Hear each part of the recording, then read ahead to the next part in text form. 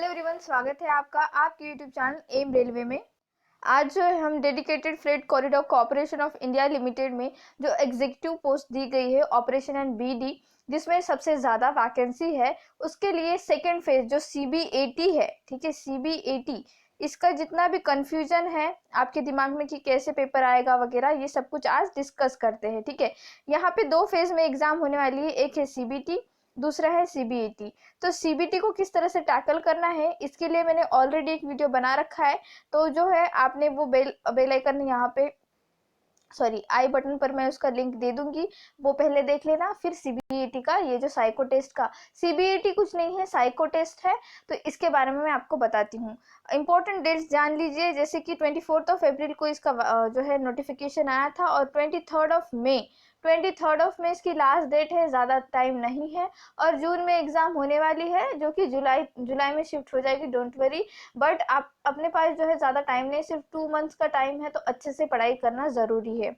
चलिए फिर देख लेते हैं कि किस तरह से। देखो, मैं कौन सी पोस्ट के बारे में बात कर रही हूँ, एग्जीक्यूटिव पोस्ट, जो पेज नंबर 3 पर दी गई है, पोस्ट कोड नंबर 24, जो यहाँ पे है, देखिए ये वाला, जहाँ पे 230 है, ठीक है, 237 वैकेंसीज है। तो इस पोस्ट के लिए CBT होगा, ठीक है, कंप्यूटर बेस्ड टेस्ट, जिसमें 120 क्वेश्चन पूछे जाएंगे, और CBAT होगा। तो CBAT के बारे में आज हम जानते हैं, जो कि साइकोलॉजिकल टेस्ट होती है, एक्चुअली साइको टेस्ट करके ही, जो बहुत ज़्यादा फेमस टेस्ट है। अगर आपने RRB ALP साइको टेस्ट दे रखा होगा, तो आप अगर उस टाइम पर क्लियर नहीं कर पाए होंगे, तो इस बार आप क्लियर कर लेना, और आपको ये एग्ज़ाम आसान ही जाएगा। CBT बस अच्छे से क्रैक कर लेना है आपको। जैसे कि मैंने कहा, सिर्फ इसी पोस्ट के लिए जो है CBET टेस्ट मांगा गया है, साइको टेस्ट मांगा गया है एग्जीक्यूटिव पोस्ट के लिए। तो अभी जो है देखो, इसमें हम देखते हैं इसका टोटल क्या जो है, किस तरह से डिटेल में 1 बाय 1 देखते हैं। कुछ 5 पॉइंट्स है, आपको अच्छे से ध्यान देना है। पहला पॉइंट है कि क्वालिफाइंग मार्क्स जो है साइको टेस्ट में, T स्कोर जो होता है, एटलीस्ट नहीं, एक्चुअली 42 मार्क्स आना ज़रूरी ही है। 42 से ज़्यादा आते हैं तो ऐसा कोई प्रॉब्लम नहीं, लेकिन 42 मार्क्स आना ज़रूरी है। और यहाँ पे एक बात बहुत अच्छे से क्लियर कर दी गई है, this is applicable to all candidates irrespective of community और कैटेगरी। ठीक है, आप किसी भी कैटेगरी से बिलोंग करते हो या जनरल कैटेगरी से बिलोंग करते हो, इनको कुछ फर्क नहीं पड़ता, क्योंकि देखो क्या होता है, अल्टीमेटली एक इंसान वहां पे वर्क करने वाला है, उसकी अगर साइकोलॉजी ठीक नहीं होगी तो फिर वो नुकसान हो सकता है, और जो आम जनता है उसको, है ना, अल्टीमेटली। तो इसीलिए ये क्या कह रहे हैं कि आपका जो हमारा साइकोलॉजिकल टेस्ट लेंगे, तो वो अप टू मार्क होना ही चाहिए। इसीलिए 42 मार्क्स हर एक बैटरी टेस्ट में आना जरूरी है। यहाँ पे टोटल 5 बैटरी टेस्ट होते हैं, वो आगे हम देखेंगे 1 by 1। नेक्स्ट थिंग क्या है, candidates equal to 8 times the number of vacancies. ठीक है, कैंडिडेट्स इक्वल टू 8 टाइम्स, मतलब हमारी वैकेंसीज कितनी अवेलेबल है बच्चों, 237। इसके 8 टाइम्स बच्चे बुलाए जाएंगे CBAT के लिए, साइको टेस्ट के लिए। मतलब कितने बच्चे बुलाए जाएंगे, 1896 बच्चे जो है बुलाए जाएंगे। ठीक है, ध्यान रखना, कंपटीशन थोड़ा हाई है यहाँ पे, तो अच्छे से पढ़ाई करना स्टार्ट कर दीजिए। हिस्ट्री, पॉलिटी, ज्योग्राफी के सारे लेक्चर देखना शुरू कर दीजिए। नेक्स्ट थिंग यहाँ पे क्या कहा गया है कि जो CBAT के लिए यहाँ पे आपको पहले तो CBT 1 क्रैक करना होगा, है ना, CBT 1 क्रैक करना होगा, फिर ही आप CBAT के लिए जाओगे। और जो थर्ड पॉइंट क्या कहा गया है, candidates will have to qualify in each of test battery. जैसे कि मैंने कहा कि टेस्ट बैटरी जो होती है, उसमें आपको हर एक बैटरी में क्वालिफाई होना ज़रूरी है, considering them for the post of executive operation and BD। The CBATs shall have questions and answer options only in English and Hindi। ये भी पॉइंट मोस्ट इम्पॉर्टेंट है। यहाँ पे देखो, यहाँ पे क्या इस तरह के क्वेश्चन होंगे, जैसे कि सपोज आपके सामने, ठीक है, सपोज ऐसे कह दिया जाएगा कि आप एक लोकोमोटिव है, आप एक ALP जो है, ठीक है, अगर आप पायलट है, तो क्या आप ट्रेन, तो जैसे सपोज आप ट्रेन चला रहे हो, और अचानक से जो है कुछ बहुत सारे लोग अचानक से आपके ट्रेन के सामने आ जाएंगे, तो आपका क्या एक्शन होगा? क्या आप ट्रेन रुका दोगे या ट्रेन चला दोगे? कुछ इस तरह के क्वेश्चन। और यहाँ पर जो है बच्चों, अगर आप पॉजिटिव अप्रोच रखोगे और जो भी आंसर, जो भी ऑप्शन एक्चुअली आपको पॉजिटिव लग रहा होगा उसको अगर आप टिक करोगे तो आप यहाँ पे जीत जाओगे। और इजी होता है एग्जाम, आज से कुछ हार्ड नहीं होता है, ठीक है। और यहाँ पे कोई निगेटिव मार्किंग नहीं होती, सबसे इंपॉर्टेंट बात तो ये जान लीजिए। और इंग्लिश एंड हिंदी में होंगे क्वेश्चंस, तो डरने की कोई बात नहीं है अगर किसी को इंग्लिश नहीं आती है तो, ठीक है। There shall be no negative marking, जैसे कि यहाँ पे कहा गया है।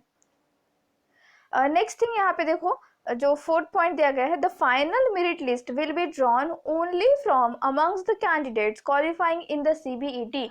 ये जान लीजिए, अगर आपने CBT 1 क्रैक किया, इसका मतलब ये नहीं कि आप एग्जीक्यूटिव पोस्ट के लिए एलिजिबल हो जाओगे, बिल्कुल नहीं। आपको साइको टेस्ट कंप्लीट करनी होगी, साइको टेस्ट में आपको पास होना होगा, तभी जाकर आप एग्जीक्यूटिव बन पाओगे। अब यहाँ पे जो क्राइटेरिया रखा गया है, किस तरह के जो मार्क्स लेंगे फिर मेरिट लिस्ट निकलेगी वो देखना। तो with 70% weightage from the marks obtained in the CBT exam and 30% weightage from the marks obtained in the CBAT exam। मतलब समझ में आया कि आपको 70% मार्क्स जो है आपके CBT 1 से आएंगे और 30% मार्क्स जो है आपके साइको से आएंगे। तो याद रखना आपने, ये जो एरिया है इस पे फोकस करो, अच्छे से पढ़ाई शुरू कर दो, बिकॉज टाइम बहुत बहुत कम है, ठीक है। नेक्स्ट पॉइंट यहाँ पर देखो, candidates are advise to visit this website. तो हम ये वेबसाइट विजिट करते हैं, देखते हैं कि किस तरह से आपको जो है यहाँ पर क्वेश्चन वगैरह पूछे जाएंगे या कौन से डोमेन से क्वेश्चंस बनेंगे। चलिए फिर हम सर्च करते हैं इस वेबसाइट को। देखो बच्चों, मैंने जो है वेबसाइट विजिट कर ली है, जिस तरह से वहाँ पे दिया गया था, लिंक मैं डिस्क्रिप्शन बॉक्स में दे दूंगी इस वेबसाइट की। अदरवाइज आपने क्या करना है कि जो हमारा नोटिफिकेशन है उसमें दिया गया है www.rdso.indianrailways.go.in, ठीक है। RDSO क्या चीज़ है यहाँ पे? तो RDSO है research design and standard organisation. तो इसके बारे में भी आपको पढ़ना है। इसमें जो अबाउट अस दिया हुआ है ना पॉइंट यहाँ पर, ये भी आपने अच्छे से पढ़ लेना है, क्योंकि ये हिस्ट्री ऑफ इंडियन रेलवेज में पूछा जाने वाला है। तो देखो मैंने क्या किया यहाँ पे, ये जो है साइको टेक्निकल जो एग्ज़ाम होगी आपकी, तो देखो यहाँ पे सारा कुछ ऐसे दिया गया है कि कौन से डोमेन से एक्चुअली आपकी एग्जाम होगी। जैसे स्ट्रेस मैनेजमेंट से एग्जाम होगी आपकी, ठीक है। कोई ऐसा स्ट्रेस वाला क्वेश्चन दे दिया जाएगा जिसमें अगर आप उस सिचुएशन में होंगे तो आपको स्ट्रेस होगा, तो आप क्या अगला कदम उठाएंगे, इस तरह से। देन जो है इंटरेक्टिव और कंसंट्रेशन वाला होगा। कंसंट्रेशन वाला जो टेस्ट होता है ना बच्चों, तो वहाँ पे क्या हुआ था, ALP का मुझे अच्छे से याद है। वहाँ पे बहुत सारी इमेजेस दी जाती है आपको, ठीक है, बहुत सारी इमेजेस दी जाती है और आपको उसका सीक्वेंस याद होना ज़रूरी होता है या फिर उसका नंबर याद होना ज़रूरी होता है। तो आपने कंसंट्रेशन से उसको अच्छे से देखना है, फिर अगले जितने भी क्वेश्चंस आते हैं वो आप कर पाओगे।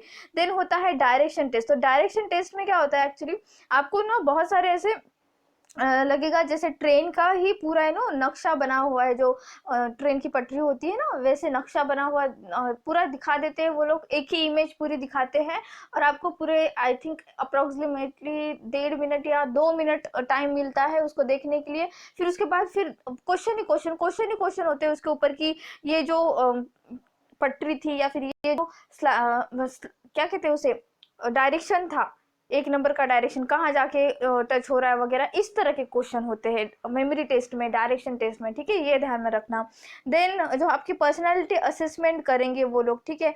देन ह्यूमन मैनेजमेंट स्टडीज देखा जाएगा आपका, और जो भी साइकोलॉजिकल टेस्ट है ये देखा जाएगा। तो इतना ही था इसमें, आज से आपको डरने की ज़रूरत नहीं है। आप फिर से ये वेबसाइट जाके क्या करना, विजिट करना, अच्छे से देखना, पूरा पढ़ लेना। यहाँ पे आज सच कुछ इतना हार्ड नहीं होता है क्वेश्चन, इतना ध्यान में रखिए। कोई अगर आपको डरा रहा है तो गलत बात है, डरिए मत। बस CBT 1 की अच्छे से प्रिपरेशन कीजिए। हमारा PDF अगर बाय नहीं किया है तो बाय कर दीजिए, और जनरल साइंस के लिए 1 मई से हमें फॉलो करना शुरू कर दीजिए। Thank you so much for watching. Please subscribe to my channel, share this video, like this and please keep revising. Thank you.